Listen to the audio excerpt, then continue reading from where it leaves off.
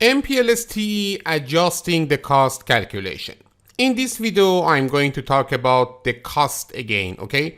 But about the adjusting the cost, how we can adjust the cost, and also what are the cost calculation methods in the MPLS TE. Okay, you know that in previous videos we learned about the cost calculation, also about the equal cost load balancing or load sharing, and after that unequal cost load balancing or load sharing in MPLS traffic engineering. Now I'm going to talk about the different methods for adjusting the cost in MPLS traffic engineering. Let me first reviewing the concept of the cost. You know that about some of the topics that I will talk about them in this video you learned in previous videos. Because of that, maybe in some cases you are experiencing the same things that you learned before in the previous videos. Okay, starting from the MPLS TE interface tunnel. You know that in traffic engineering we are configuring the interface tunnels. Okay, about the interface tunnel,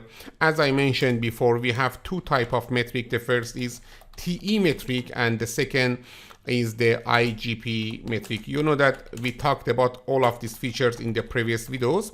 About the interface tunnel, we have two type of metric, TE metric and IGP metric, and by default we are using the TE metric for the for example interface tunnel by default. Okay, you learn about this feature. Also let me to say that you know that in traffic engineering we are using the IGPs and we are using OSPF or ISIS. Okay, and in the OSPF or ISIS, okay, we have the different type of metric or different method of metric calculation. For example, in OSPF we are using the cost of interface, and in ISIS we are using metric of interface, but both of them are metric. Okay, and you know that in these routing protocols in the OSPF and ISIS, for the interface IGP cost, we have a value, and by default the TE cost, okay, is equal to the IGP cost. We can configure the TE cost, but by default the TE cost is equal to the IGP cost, and because of that by default the TE metric equal to the IGP metric. But we can for example configure different TE cost for one interface or TE metric for one interface, and because of that we can experience different metric for one interface tunnel. TE metric can be a value and IGP metric another value. You learned about these features in the previous video. But now I'm going to talk about the autoroute cost. You know that when we are configuring the interface tunnel, we have one option for autoroute or autoroute announce. Okay, and when we are configuring the autoroute announce, we have three type of metric. The first is direct metric. I will talk about that, and until now you learn about the direct metric, and you know that the direct metric is the lowest IGP metric between the for example two tunnel end, the head end, and the for example the tail end. I will talk about this again, but let me to first say that we have three type of metric when we are using autoroute announce. The first is direct, the second is absolute, okay, and the third is relative. I will talk about all of these three methods. First, in this scenario, as you can see, we have R1 connected to R2 connected to R3, then R4, then R5, and after that R6, and then R7. I'm going to talk about these three type of the metric. As you can see here, we have tunnel 0. This is the first tunnel. We will configure the tunnel 0, but let me to say that tunnel 0, okay, is using the direct metric when we are configuring the autoroute announce. This means that we don't configure the metric of the, for example, tunnel 0, and the tunnel 0's metric is equivalent to the lowest IGP metric from the R1 to R3. For example, here we are using the fast Ethernet, and because the routing protocol is OSPF, the fast Ethernet metric is 1, and because of that the cost of tunnel 0 is for example 2, or the metric of tunnel 0 is equal to 2. You know that we say this pass weight is 2. But if you want, you can configure different value for the metric when we are using the autoroute announce. You learn about this feature in the previous scenario. Look at here, we have this option tunnel MPLS traffic engineering autoroute metric and then metric, and with this value you can configure different metric value for the tunnel as for example one tunnel. Let me to configure tunnel 1. In tunnel 1 I'm going to use again the metric of the autoroute announce, but I want to configure it myself. For example, here we can configure the direct metric, okay, direct metric of the any value, for example 5 or 6 or for example 7, okay.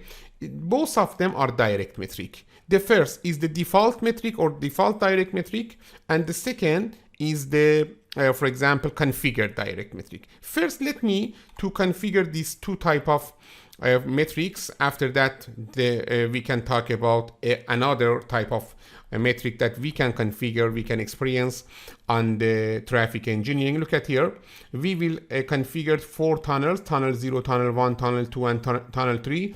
About these 4 tunnel I'm going to configure with different method of cost, because the one important thing is that understanding the difference between the different metric types, okay, or different for example cost calculation method. You will learn about it, don't worry. The only things that we need is configuring the scenario and for example comparing the result of different tunnels. Okay, here we have a simple scenario R1, R2, R3, R4, R5 and R6 and R7. First we need to configure this scenario with OSPF. After that we can talk about the detail of the cost calculation and how we can adjust the cost calculation in the traffic engineering. The first router is router 1. This is the configuration of another scenario. We can use it, and after some change we can copy this configuration into the CLI of the router 1 to router 7. Here we have the initial part of configuration. You know the detail of this configuration. I'm not going to talk about the configuration in this scenario. The only things that I want to emphasize that is the cost calculation. Because of that, only let me check the interface fast Ethernet 00's IP addressing. The IP address is 10.1.255.255.255.255.0. No shutdown, it's okay. After that, I enable the OSPF 1 area 0 on this interface, then OSPF network point, then IP RSVP bandwidth, and after that, MPLS traffic engineering tunnels. It's okay. We don't need interface fast Ethernet 01 in this scenario. Let me to remove it. And after that, we have interface loopback 0 with the IP address 192.168.2541 quad 255. And after that, as you can see, I enabled the OSPF in this router about the traffic engineering. That's it. Let me to check the configuration of R2. This is the configuration of R2. In R2, we have two interfaces, fast Ethernet 00 and also fast Ethernet 10. This is the fast Ethernet 00 and this is the fast Ethernet 10. The IP address of the fast Ethernet 00 is 10.122/24. It's okay. The IP address of the fast Ethernet 10 is 10.232/24. Other configuration are same.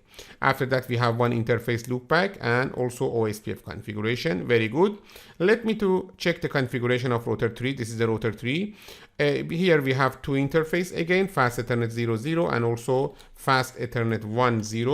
Okay, the fast Ethernet 00's IP address, this interface is 10.233. Okay, and after that the IP address of the fast Ethernet 10 is 10.343. It's okay. Other configuration are same. Also we have one interface loopback, and after that OSPF configuration. Very good. The next router is router 4. Router 4, again we have two interface in router 4. The first is fast Ethernet 00. The IP address of this interface is 10.344/24, and the IP address of the fast Ethernet 10 is 10.454, and this is the fast Ethernet 10.